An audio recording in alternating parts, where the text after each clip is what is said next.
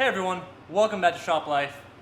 This video should apply to almost every BMW owner. If they own an E46, E39, any of the BMWs that have an M54 or M56 motor.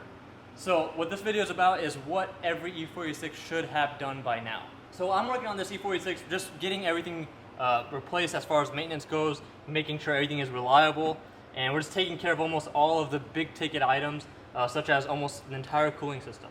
So obviously a lot of people do cooling systems, and I actually have a few DIYs on the cooling system, stage 1 and stage 2.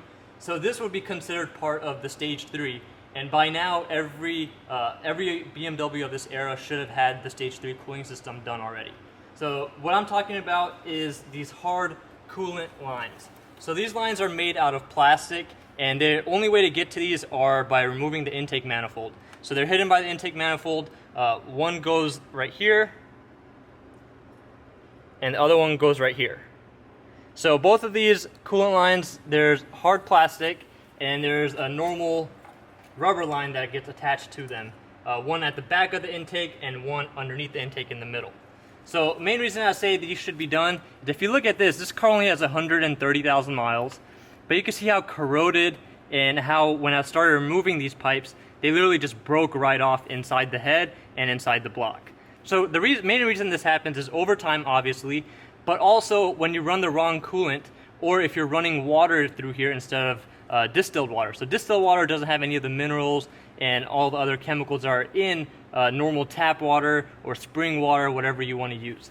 You should be using a 50-50 of distilled water and BMW coolant. The BMW coolant, it doesn't have to be necessarily from the dealer, but it has to be the recommended coolant for the car, which is usually blue.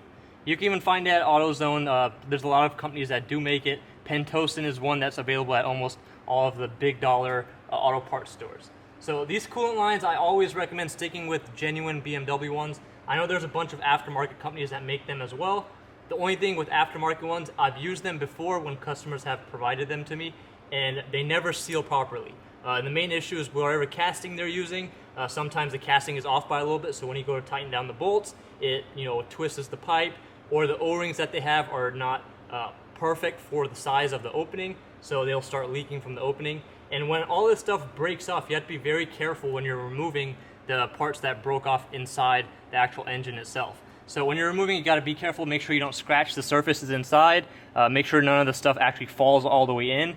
Usually when you're doing this, you'll probably have the water pump and all that off anyways. So it's a good thing, because whenever you start pulling this off, if it does fall in, you should be able to see it from one of these holes for the thermostat or the water pump. And make sure you get all the debris out. You don't want any of the debris going around the cooling system.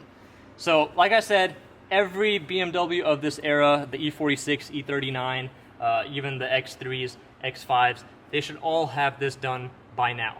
If you haven't, I would recommend getting it done as soon as possible. While you're at it, since you are removing the intake manifold, it's a great idea to take care of your whole CCV system, take care of all your intake gaskets, all the vacuum lines, just knock all that stuff out at once. And if you're also going for the extra step, might as well do the oil filter housing gasket as well. But anyways, that's it for this quick tip video. I do have DIYs as far as removing the manifold and everything. To remove these hoses and pipes, all you really have to do is there's 3 13mm bolts, one right here, one up here, and one on the bottom next to the engine mount.